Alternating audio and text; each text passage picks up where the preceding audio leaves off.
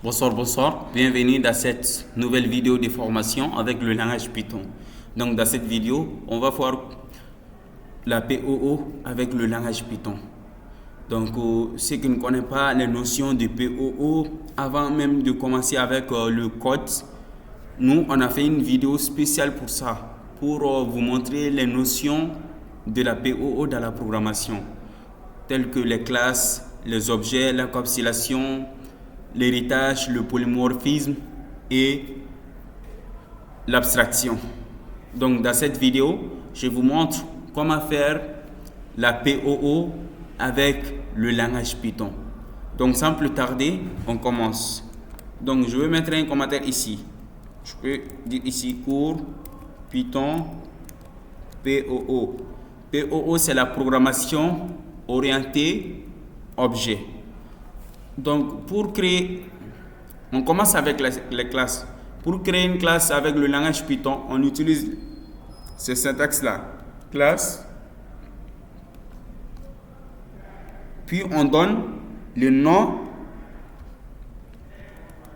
de notre classe. Donc, ça, c'est le syntaxe. Regarde. Classe. Puis, le nom de notre classe. On donne ça. Donc, on a dit, la classe c'est quoi? C'est comme un modèle ou un plan. Donc, un exemple d'une classe, on peut donner classe personne. C'est comme si on a défini que personne est une classe. Puis, on met 2 points. On fait le retour à la ligne. Genre, ça, c'est l'adaptation. Donc, qu'est-ce qu'on fait? Classe personne. On va créer une méthode qu'on appelle le constructeur. Donc, on va mettre ici def. Def, init. Donc, entre parenthèses, on va mettre ici le self. Donc, on va effacer ce passe-là. Donc, qu'est-ce que ça? Ça, c'est le constructeur. Donc, c'est une méthode qui est déjà appelé lors de la création des objets. Genre, si on a créé des objets directement, ce constructeur-là est appelé. Donc, def, init, ça c'est la méthode, ça c'est les fonctions. Donc, ceux qui ne maîtrisent pas les fonctions, on avait déjà fait une vidéo pour la fonction avec le langage Python. Donc, qu'est-ce qu'on met ici? Entre les parenthèses, le self. Après le self, on va mettre ici les attributs de notre classe, comme on avait déjà expliqué encore. Donc, on a dit une classe contient 2 choses, les attributs et les méthodes. Donc, on définit les attributs ici. Par exemple, si on prend une personne, on peut sortir quel attribut comme nom et âge. On va mettre ici nom, âge. On vient ici. Qu'est-ce qu'on fait? On dit self.nom égale à nom. Self.âge égale à âge. Donc, c'est comme si on a créé une autre variable ici, self.nom. Donc, va prendre la valeur de nom. Self.âge va prendre la valeur de l'âge qui est dans le constructeur. Donc, qu'est-ce qu'on fait ensuite? On va mettre ici la deuxième chose qui est le méthode. Donc, tout est dans les fonctions. Vous voyez? Donc, la programmation, ce sont des étapes par étape en fait. On commence avec les variables, les conditions, les boucles, les fonctions, la programmation orientée objet. Donc, tu ne peux pas maîtriser la programmation orientée objet sans les fonctions. Parce que la programmation orientée objet utilise les fonctions seulement. Donc, avant même d'arriver à la programmation orientée objet, vous devez mieux comprendre qu'est-ce qu'une fonction, comment faire des fonctions avec le langage Python. Donc, c'est ça. Donc, ça, c'est la deuxième chose. Qu'est-ce qu'on fait ici? On va mettre ici les méthodes. Donc, une personne, qu'est-ce qu'on peut sortir comme des méthodes, comme des actions? Donc, une personne peut se parler, peut se présenter.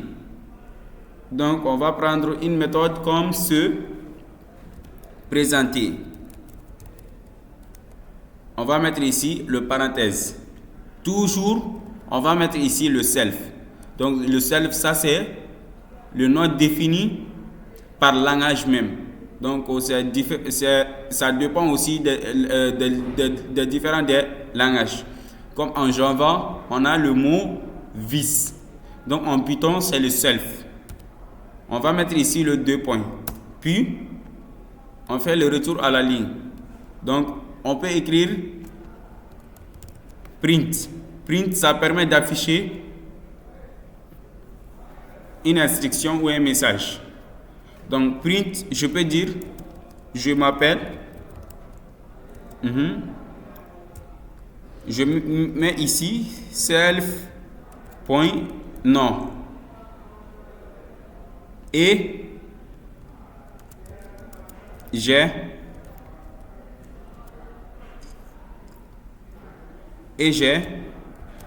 self.age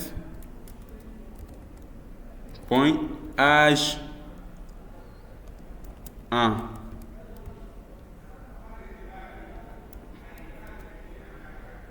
Voilà.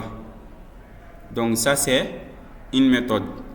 Qu'est-ce qu'on a fait? Dans cette méthode se présenter là, je dis je m'appelle self.nom. Donc le nom qu'on va donner lors de la création d'objets, donc c'est ce nom là qui vient ici. Et l'âge qu'on va donner lors de la création des objets, donc c'est ce âge là qui vient ici encore. Donc et ça affiche comme si on appelle la méthode directement, ça va afficher ce message là. Donc ça c'est une classe et aussi les attributs, les méthodes. Maintenant qu'est-ce qu'on fait? Donc ça c'est la création d'une classe. Maintenant qu'est-ce qu'on fait?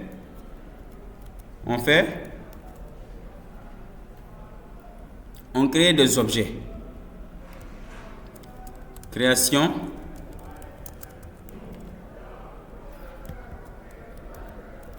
d'objets.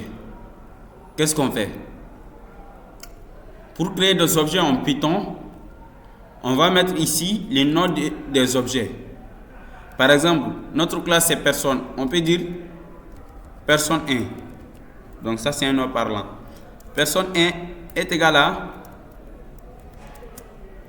donc la classe personne. Regardons. Donc on peut mettre ici le majuscule. Donc pour un peu différencier les trucs. Voilà, personne. Entre les parenthèses, là on va mettre ici on va appliquer ici ce qu'on a dans le paramètre comme l'attribut nom et âge. Là on va donner ici notre nom et âge. Donc comme on avait dit, ça c'est le unique là, c'est le constructeur. Donc le constructeur, si on a créé des objets, le constructeur est appelé directement lors de la création d'objets. Donc on va mettre ici, on va donner ici la valeur de nom et la valeur d'âge. Par exemple, nom Adama, âge, je peux donner 20. Je peux donner 20 ici. Donc la première personne c'est Adama et son âge c'est 20 ans. Donc ça c'est les valeurs des attributs. Donc qu'est-ce qu'on fait ensuite? On va appeler la méthode se présenter au premier objet qui est la personne 1. Qu'est-ce qu'on fait? Personne 1, point. N'oublie pas ça. Donc on va mettre ici le point. Donc puis on va donner le nom des fonctions. Le nom des méthodes ici. Donc qu'est-ce que ça veut dire? Ça veut dire que la personne 1, son nom c'est Adama, son âge est 20 ans. Donc puis on a appelé les méthodes se présenter. Donc qu'est-ce que se fait?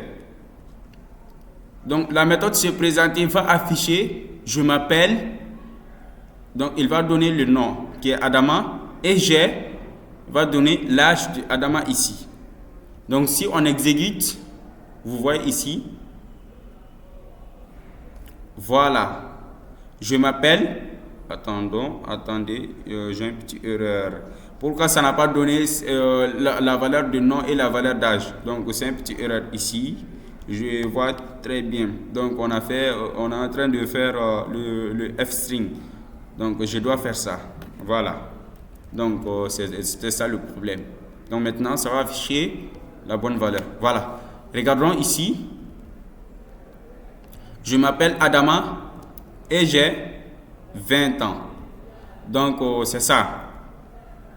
Regarde ici, on a créé des objets. Donc on a dit une classe, c'est comme un modèle en fait. Donc à travers ce modèle, on peut créer plusieurs objets. On peut créer plusieurs objets dans une classe. Donc la personne est, son nom c'est Adama, son âge est 20. On peut créer aussi la deuxième personne, la deuxième objet. Regardons. On vient ici encore. Donc on peut coller tout ça, puis changer des valeurs. Donc au lieu de personne 1, on va mettre ici personne 2. Donc on peut créer autant des objets. Donc au lieu de Adama, on peut mettre ici Awa. Son âge est 10 ans. Donc regardons. Si on exécute, je m'appelle Adama et j'ai 20 ans. Je m'appelle Awa et j'ai 10 ans. Donc j'espère que vous avez compris très bien. Donc lors de la création d'objets, le constructeur est appelé directement. Donc si le constructeur est appelé, donc on va donner la valeur de nom et la valeur d'âge lors de la création d'objets. Donc c'est ça. Et aussi on va appeler les méthodes. Donc une fonction, on appelle les fonctions à travers son nom. Donc on dit personne 1 point se présenter. Donc se présenter aussi à l'intérieur, il va afficher ce print là. Donc il va dire je m'appelle, donc il va chercher la valeur du nom, donc il le remplace. Et aussi il va chercher la valeur d'âge ici et il le remplace à sa place.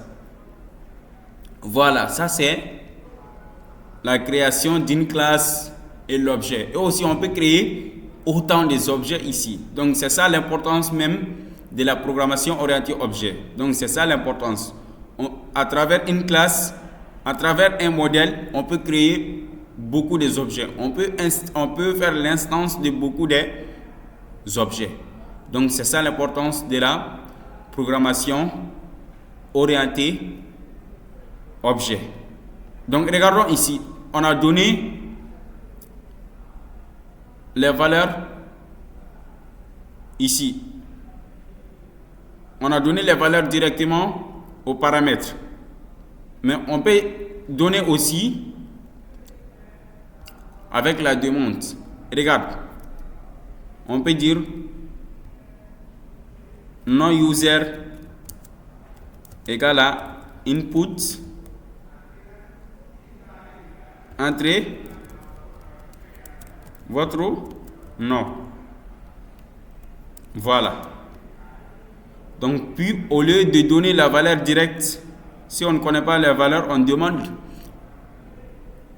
la valeur au utilisateur. Donc l'utilisateur donne son valeur ici. Donc non user. Voilà. Et aussi on donne le non user. Donc voilà. Non user 1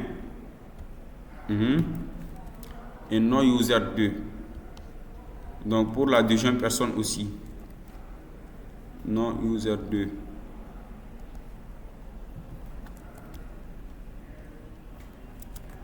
Et non user 2. Voilà. Donc non user 2, non user 1 ici. Donc au lieu de donner les valeurs directement, on peut demander aussi à l'utilisateur de donner son nom. Et aussi on peut faire comme l'âge. Donc regarde ici, âge égale à input int. Donc l'âge c'est le type int. Entrez votre âge. Donc on peut donner H1. Au lieu de donner la valeur directement, on peut mettre ici âge 1. Et aussi pour la deuxième personne, on peut dire ici âge 2 égale à, donc on copie ça ici, on vient, on le colle ici. Donc au lieu de donner les valeurs directement, on peut demander à l'utilisateur. Donc tout est possible dans la programmation orientée objet. Donc ça c'est la création d'objets, la première personne et la deuxième personne. Puis si on a exécute, regardons ici, voilà, entrez votre nom. Peut-être on peut donner genre un message parlant quoi. Entre nom 1, entre âge 1. Nom 2, âge 2. Voilà. Donc, ici, nom 1, par exemple, on donne coucou. Waouh. Pardon, on a une erreur invalide for int with base entre votre âge. Donc, j'ai un petit erreur, donc je vais corriger. Voilà, vous voyez, la programmation, c'est comme ça. Hein, toujours, on a des erreurs et on résout et on corrige les erreurs seulement. Donc, c'est ça. Donc, je fais un petit erreur. Je dois donner int au début, puis input ici. Donc, j'espère que c'est ça le problème. Voilà, int, input, voilà, c'est ça. Et aussi, voilà. Donc, ça, c'est le problème de... Voilà, c'est ça. Donc, je dois commencer avec int, puis input. Mais avant ça, je fais input, puis int. Donc, c'était ça le cause de l'erreur. Voilà. Donc, j'espère que maintenant, tout doit fonctionner comme il faut. Donc, entre votre nom 1, par exemple, je donne coucou. Voilà, entre votre âge 1, je donne 25. Voilà, je m'appelle coucou et j'ai 25 ans. Donc, qu'est-ce qui se fait ici? Je demande à l'utilisateur de donner son premier nom, son âge. Donc, il est affiché coucou et 25 ans. Puis, je demande aux deuxièmes personnes aussi de donner son nom. Je peux dire Amala, âge 2, je peux dire 50. Ça va afficher, je m'appelle Hamala et j'ai 50 ans. Si on a créé troisième objet, quatrième objet, cinquième objet, et c'est comme ça que ça fonctionne. On peut créer autant d'objets par cette classe. Donc c'est ça l'importance même de la POO. C'est ça l'importance même de la POO. Donc sans POO, on doit faire ça soit à une fonction, ou bien soit on crée plusieurs variables pour demander à l'utilisateur et pour afficher. Donc, avec la programmation orientée objet, votre code est structuré et modulable. Donc, c'est ça l'importance de la POO. Donc, ça, c'est la notion de la POO. Ça, c'est la notion d'une classe et des objets. Maintenant, qu'est-ce qu'on fait? On va passer au premier pilier qui est l'encapsulation. Donc, l'encapsulation, comme on avait dit, c'est quoi l'encapsulation? L'encapsulation, c'est de protéger les données. Protéger les données. Donc, en résumé, c'est comme ça. C'est la protection des données. Protection et protéger les données, sauf à celle-ci qui peut accéder. Donc, comment faire l'encapsulation avec le langage Python? Donc, qu'est-ce qu'on fait? On crée une autre classe. Par exemple, une classe de compte bancaire, comme on avait déjà parlé ensemble avec autre vidéo. Donc classe compte bancaire. Donc je vais prendre un exemple avec le solde. Classe compte bancaire. Donc ça c'est une classe. Ça c'est une classe. Donc le compte bancaire c'est un modèle. Donc on peut avoir des attributs comme le solde restant de votre carte bancaire. Donc on va faire un exemple d'encapsulation, de la protection des données avec ça. Donc on donne dev init. Donc init c'est le constructeur comme on avait déjà dit. Donc on donne ici solde. Puis on va mettre ici self point. On donne le nom d'une variable ici. Donc self point solde. Donc avec 2 tirets. Donc ça nous montre que ce attribut là est encapsulé, est protégé. Donc on ne peut pas le modifier directement. On donne self.solde égale à solde. Voilà. Donc ça c'est un exemple. Puis on va mettre ici les méthodes. Par exemple, une méthode avec les soldes, qu'est-ce qu'on peut faire avec les soldes? Avec les soldes, on peut déposer de l'argent, on peut déposer de l'argent, on peut retirer de l'argent, on peut consulter aussi de l'argent. Donc, on va faire une fonction qui nous permet de déposer de l'argent. Déposer. On va mettre ici le self. Puis on va mettre ici self point self plus égal. Donc on va mettre ici montant. Donc le montant c'est que l'utilisateur va donner comme le dépôt. Voilà. Donc avant, au lieu de compliquer les choses, on va dire self point, donc au lieu de ça c'est solde, égal à, donc plus égal montant. Voilà. Donc ça c'est l'attribut privé en fait. Ça c'est l'attribut privé.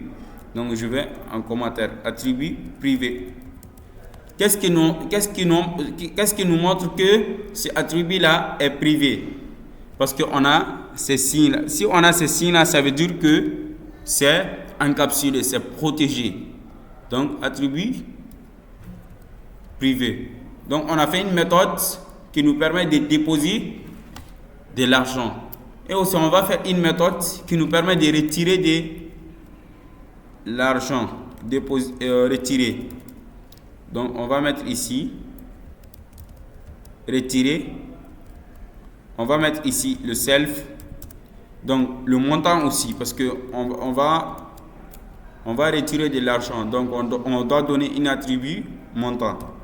Puis on fait, donc avant qu'on retire de l'argent, on peut vérifier. Donc si le montant que l'utilisateur veut retirer est inférieur au solde restant. Donc on doit vérifier ça. Par exemple, tu as 10 000 comme solde de ton compte bancaire et que tu veux retirer 20 000. Est-ce que c'est possible? Donc ce n'est pas possible. Donc pour permettre à l'utilisateur de savoir ça, on doit faire une condition. Donc on dit if montant est inférieur ou égal à self point solde. Qu'est-ce qu'on fait? If montant est inférieur ou égal à self point solde. Cela veut dire que si le montant que l'utilisateur veut retirer est inférieur ou égal à son solde principal, donc cela veut dire que ça doit marcher. Cela veut dire que c'est bon. Donc, il peut retirer, par exemple, il a 10 000 dans son compte, il veut retirer 10 000. Donc, c'est possible.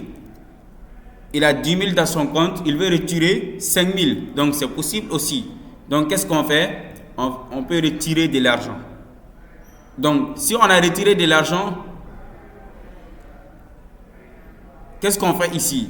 Donc, on va retirer le montant qu'il a retiré au solde principal. Donc, le solde principal va diminuer.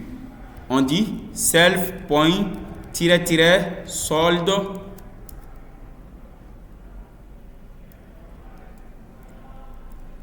moins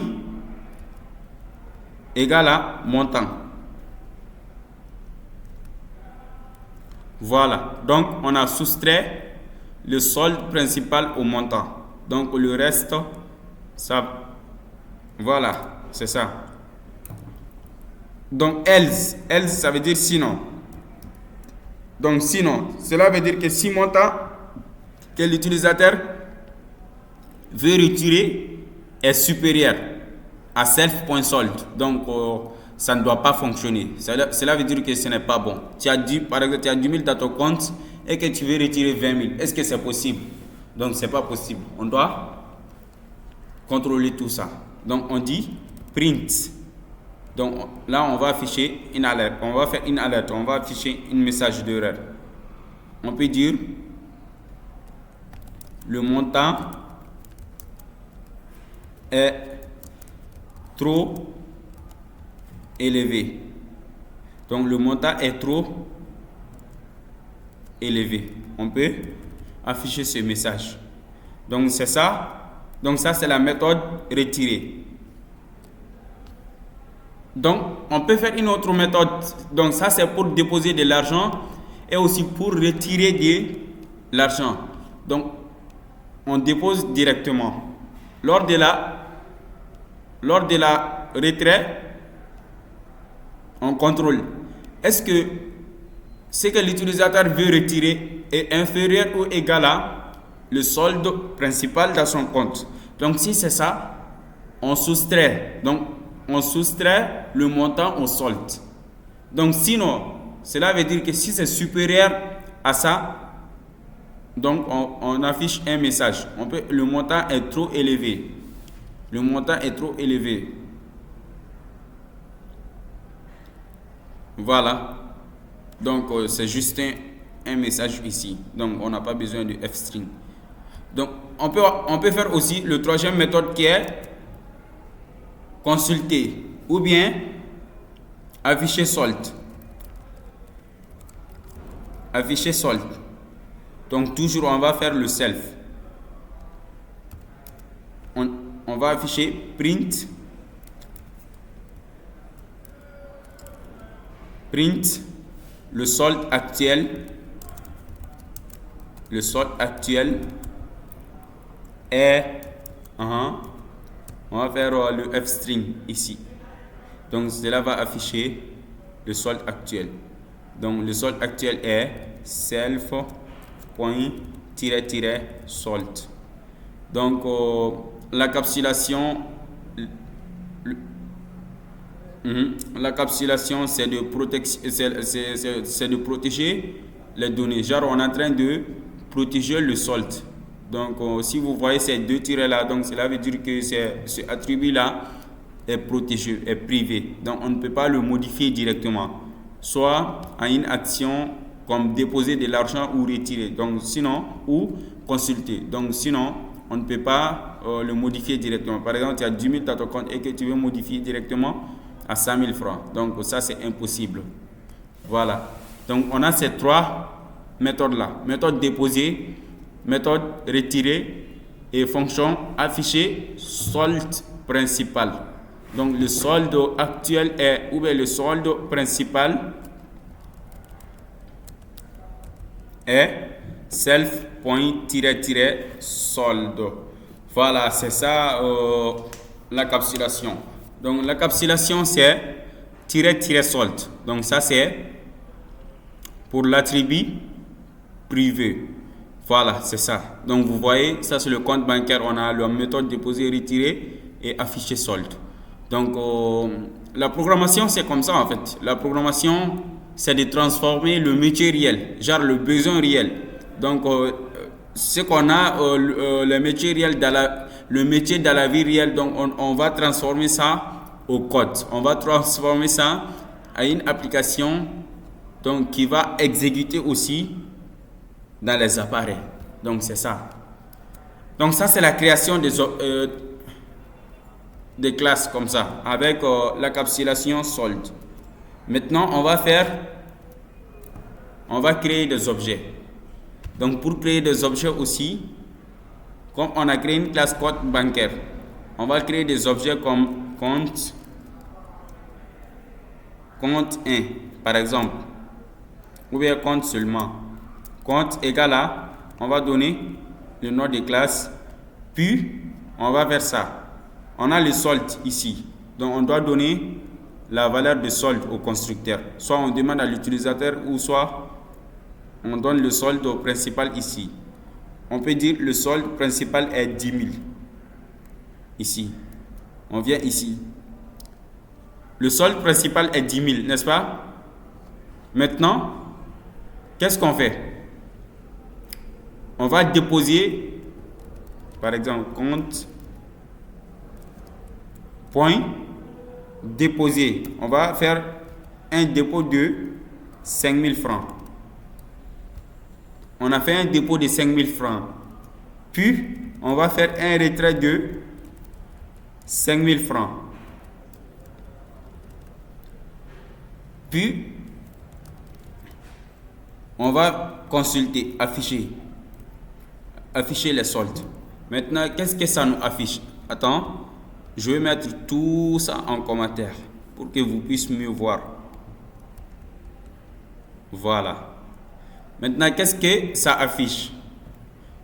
On a créé un objet, donc on a donné le solde principal qui est 10 000. Puis on a fait un dépôt de 5 000. 5 000 plus 10 000, ça c'est 15 000. Donc on a retiré aussi 5 000.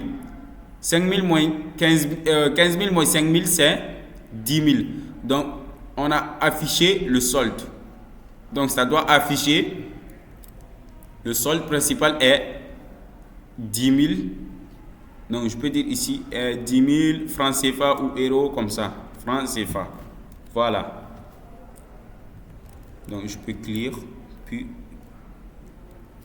voilà. Le solde principal est 10 000 francs CFA. Voilà. Parce que ça soustrait en fait. Ça soustrait. Mais regarde. Lors de retrait, si on a fait un retrait de 10 000 aussi, ça va afficher 0 francs. Ça va afficher 0 francs. Attends. On a fait, ouais, parce que 15 000. Donc 15 000 moins 10 000, c'est 5 000. Donc si on a fait un retrait de 15 000, ça va afficher 0 francs. Voilà, parce qu'on n'a rien dans nos comptes. Mais par exemple, si on avait un retrait de 20 000, alors qu'on a 15 000 dans nos comptes, qu'est-ce qu'il doit afficher? Il doit afficher le montant est trop élevé. Voilà, le montant est trop élevé. Donc le solde principal est 15 000 francs CFA. Donc c'est ça. Le solde principal est 15 000, mais le montant est trop élevé parce qu'on veut faire un retrait de 20 000 alors que le 20 000 est supérieur à 15 000. Là, on ne peut pas faire un retrait. Donc, c'est ça l'encapsulation. L'encapsulation, c'est la protection et protéger les données. Donc, c'est ça un exemple de l'encapsulation. Troisième chose, voilà, ça c'est l'encapsulation avec le compte bancaire. Voilà. Troisième partie, on va faire héritage. On avait défini l'héritage, c'est quoi? On a déjà donné aussi un exemple d'héritage comme un enfant hérite son père. Comme le nom d'un père c'est Doucouré, l'enfant aussi sera Doucouré. Et aussi, l'enfant aussi peut avoir une autre caractéristique que son père n'a pas. Donc, c'est ça l'héritage. Ici, dans le code, on va faire un héritage avec un employé, par exemple. Avec un employé. Donc, on dit ici classe. Toujours, on crée des classes. C'est ça qu'on a dit. Toute la programmation orientée objet est basée d'une classe et des objets. Les classes et les objets. Donc, l'encapsulation, l'héritage, polymorphisme et tout ça, ils ont dépend d'une classe et des objets. Classe, employé. Employé hérite personne. Regarde ici, on a créé une classe personne ici. Donc, on a dit, employé hérite la personne. Donc, cela veut dire que un employé aussi peut avoir les caractéristiques d'une personne comme nom et âge. Parce qu'un employé, c'est une personne. Donc ça, c'est très logique. Un employé, c'est une personne. Donc c'est que la personne a comme les caractéristiques comme nom, âge. L'employé aussi peut avoir le nom et l'âge. Et en plus, l'employé aussi peut avoir une autre caractéristique que les simples personnes n'a pas, comme le salaire. Donc, une simple personne ne peut pas avoir le salaire, sauf qu'il soit un employé. Qu'est-ce qu'on fait? On dit, toujours, on va faire un constructeur def init, tiret, on dit ici, self, tiret, on donne les caractéristiques de l'employé. On dit ici, nom, âge, salaire. Nom, âge, salaire.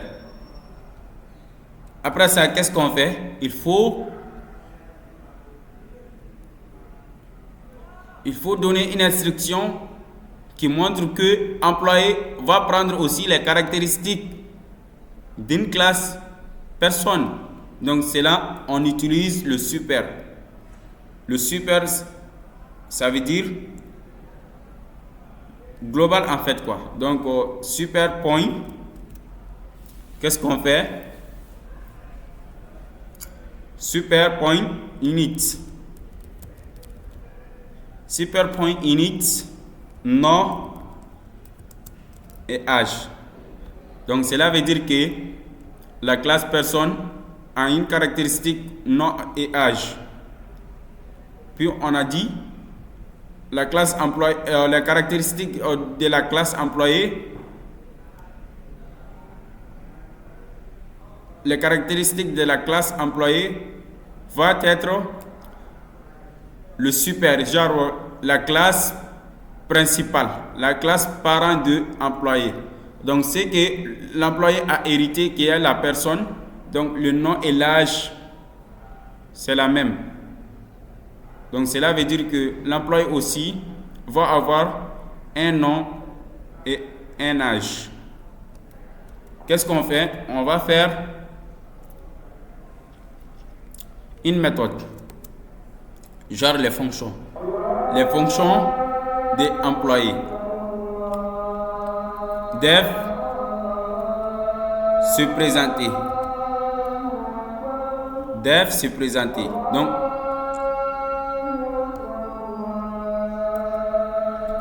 def se présenter, on a mis ici self.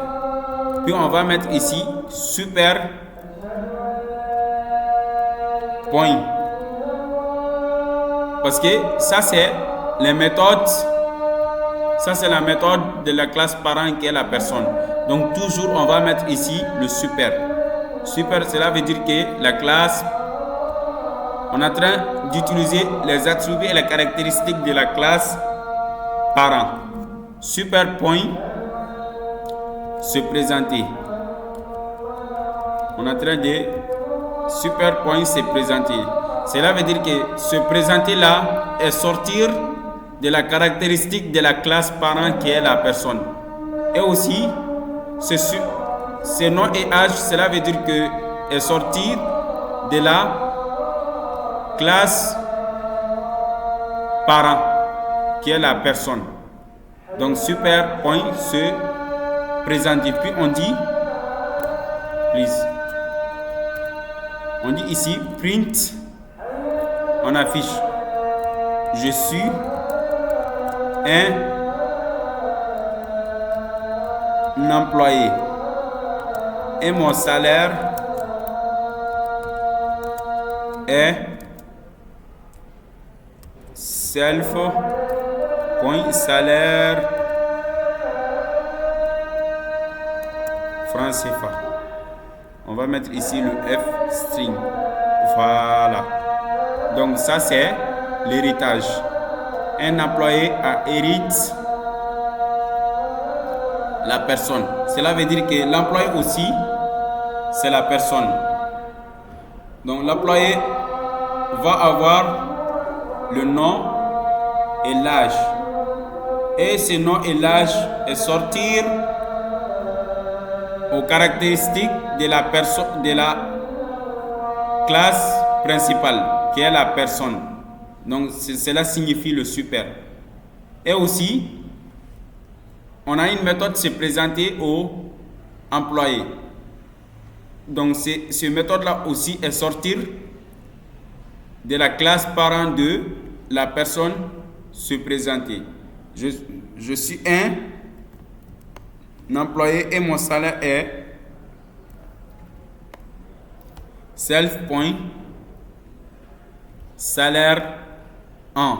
J'ai oublié une chose. Donc je dois définir une variable self.salaire égale à salaire ici. Donc c'est ça. Voilà. Donc maintenant, qu'est-ce qui reste? Je dois créer les objets. Par exemple, je peux donner employé égale à employé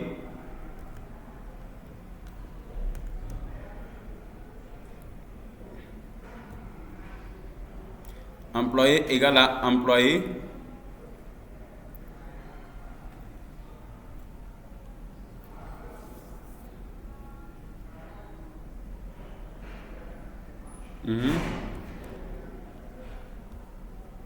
On donne son nom ici, Aliou. On donne son âge, 25 ans. Et aussi on donne son salaire, par exemple 100 000.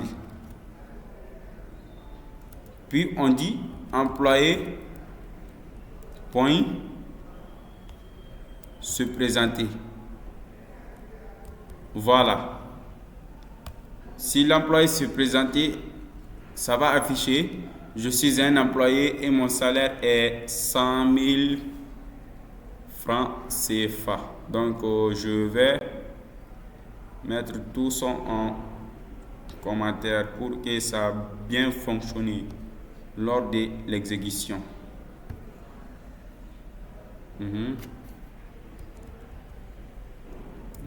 Lors de l'exécution, on enregistre, puis on exécute. Voilà, on a employé point se présenter, donc on a une petite erreur ici. Et ça mélange toutes les choses. Voilà.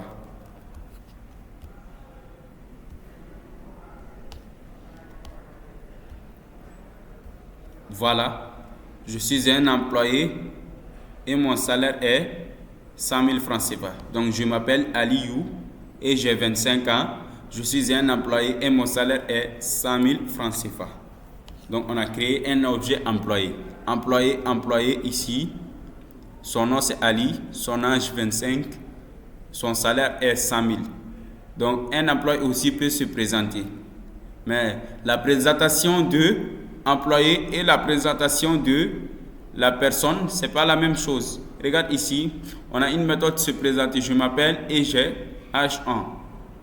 Mais la personne n'a pas de salaire. Donc c'est comme ça. Donc l'employé s'est présenté, il a affiché je suis un employé et mon salaire est salaire 1. Donc le but de l'héritage même c'est que une classe enfant peut avoir les autres caractéristiques qu'une classe parent n'a pas. Donc une classe parent c'est quoi? C'est personne. Cela signifie le super. Le super ça signifie la classe parent. Donc la classe parent peut avoir des attributs et les caractéristiques. Et aussi une classe enfant peut avoir les caractéristiques de la classe parent, ensuite autres caractéristiques. Donc c'est ça. Une personne a un nom et l'âge. Un employé aussi a un nom et l'âge. Mais autre caractéristique qui est salaire. Donc la personne seule n'a pas. Et aussi la façon dont employé se présentait et la façon dont personne se présentait, c'est pas la même chose. Donc c'est ça l'héritage. Une classe enfant peut avoir autre caractéristique qu'une classe parent n'a pas. Donc c'est ça l'héritage. Voilà, ça c'est l'héritage. Un exemple d'héritage. Donc, la troisième partie c'est quoi? Héritage, encapsulation. La troisième partie c'est le polymorphisme. Polymorphisme. On vient ici. On va faire un exemple. Comme une classe. On va faire un exemple d'une classe oiseau. Une classe comme oiseau. Donc, avant ça, un polymorphisme, on a dit c'est quoi? C'est que les méthodes peuvent être le même, mais ils ont les différents comportements. Comme une classe oiseau. Donc, un oiseau peut se voler, n'est-ce pas? On crée une fonction def.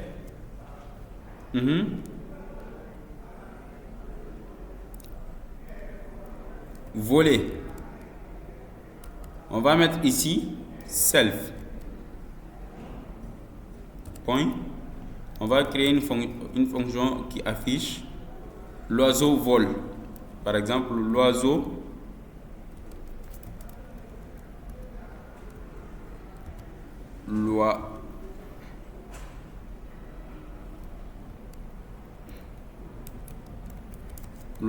vole.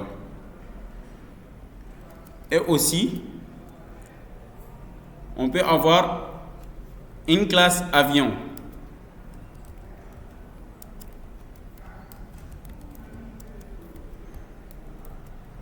On fait 2 points. On peut avoir aussi une méthode def voler qui va prendre self ici. Voilà. Et aussi def print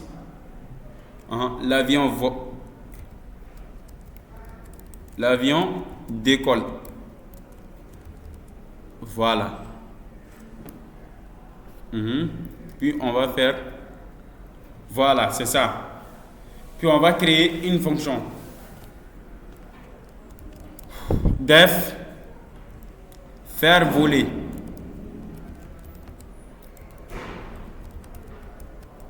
Faire voler. On va donner un objet ici qui est object. Puis on va dire ici objet point voler. Objet point voler. Attends.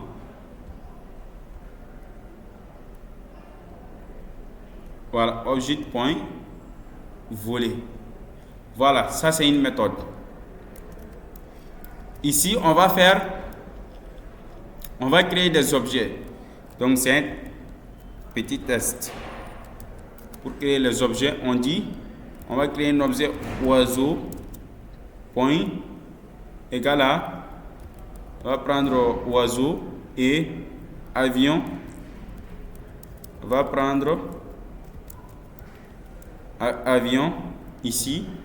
Puis on dit oiseau point voler. Oiseau point voler. On dit donc on va appeler une méthode ici. Par exemple oiseau. On va appeler une méthode qui est faire voler. Faire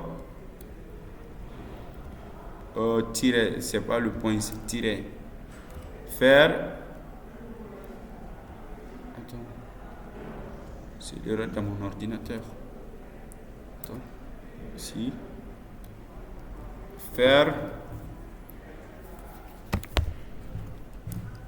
voler oiseau. J'ai un petit erreur. Faire voler oiseau. J'ai un petit erreur, je sais pas.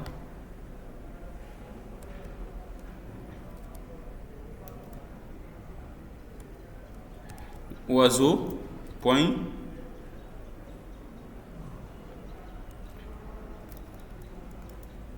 je sais pas.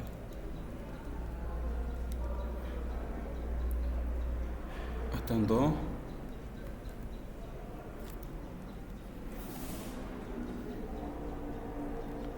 Oiseau point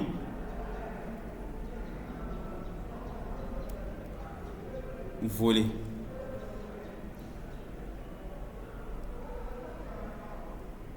Attends, voilà. Je mets ça à l'intérieur de ça. Donc, je dois faire voler, voilà, oiseau ici. Et ici, faire voler avion.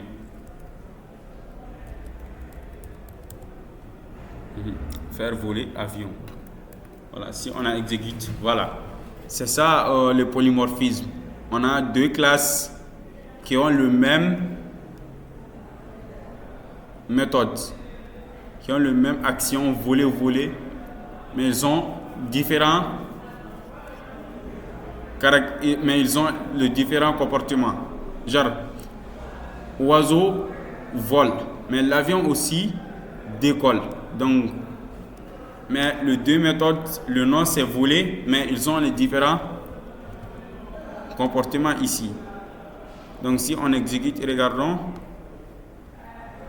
Voilà, object.voler. Donc, on a une erreur. Ici. Donc, object has no attribute voler. Has no attribute voler. Has no attribute voler. Voilà, l'erreur c'est ici. Voilà, l'erreur c'est ici. Donc c'est ça la programmation. Hein. Imagine que tu n'as pas compris les notions d'une classe et les polymorphismes alors que tu as commencé directement avec le code. Donc ça sera difficile. Donc on a une autre erreur. Missing one require positional argument self. Ça c'est quoi? Parce qu'on a ici def voler, avion voler, faire voler object. Donc on a dit faire voler oiseau, avion, mais ça affiche one missing require positional self. Donc ligne c'est voler. Donc on doit donner please. Donc c'est ça, hein. On a une erreur ici. Tirer voler. Attends, je suis en train de regarder le code. Je sais pas, j'ai quel problème. Il y a dit c'est ligne 83. Oiseau point voler. Oiseau point voler.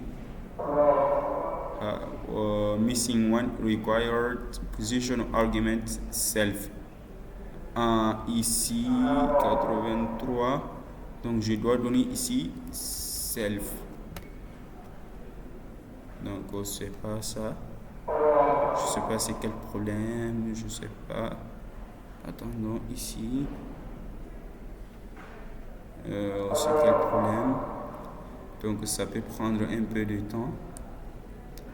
On a une erreur ici. On a oiseau, avion, oiseau, et voilà, je vois l'erreur. Ah, le codage, c'est pas facile, il faut bien maîtriser. Donc aussi, je fais le clear, puis je renonce. Voilà, donc le problème c'était quoi? C'était juste le paramètre. Regardons, tu peux faire plusieurs heures. Donc dans un programme, il y a un seul erreur. Donc tu vois que c'est juste un petit erreur, mais ça prend beaucoup de temps, c'est ça. Donc c'était le parenthèse seulement. C'était le parenthèse. Regardons ici, l'oiseau vole, l'avion accole. Qu'est-ce qu'on a fait? On dit classe avion. Donc l'avion et oiseau a une méthode qui s'appelle voler. Puis on a fait une autre méthode faire voler qui va prendre objet. Donc l'objet qu'on veut afficher. Donc l'objet qu'on veut vraiment. Donc on a dit ici object point voler. Mais c'est quel voler? Là on va faire un objet. On va créer des objets. On a créé un objet oiseau qui va prendre la classe principale du oiseau et avion qui va prendre la classe principale des avions. Puis on a appelé ces méthodes là, faire voler oiseau, faire voler avion. Donc ça va prendre les deux volets, donc en fonction de ce qu'on a besoin. Donc c'est ça le polymorphisme en fait. Donc merci beaucoup pour la regard de cette vidéo. Donc c'est ça la notion des classes, l'objet et l'encapsulation, l'héritage et polymorphisme avec le langage Python. Donc ce qui reste maintenant c'est l'abstraction. Mais comme notamment c'est rare qu'on utilise ça dans les programmes et aussi dans le langage Python. Donc on peut laisser ça. On peut laisser ça. Donc merci beaucoup pour une autre nouvelle vidéo. N'oublie pas de liker, de partager, de notifier la cloche. Donc merci beaucoup. Merci vraiment.